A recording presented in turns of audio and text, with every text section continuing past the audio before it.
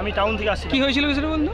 বাসটা ওখান থেকে আস্তে আস্তে হেভি স্পিডে আসছিল, আস্তে আস্তে গাড়িটা ভেসে যেয়ে গাড়িটা পাল্টি করলো। কতজনের মতো ছিল গাড়িতে? গাড়িতে মোটামুটি 70-80 জনের মতো ছিল। তারপরে কি হলো? তারপরে গাড়িটা ভেসে যেয়ে পাল্টি করলো।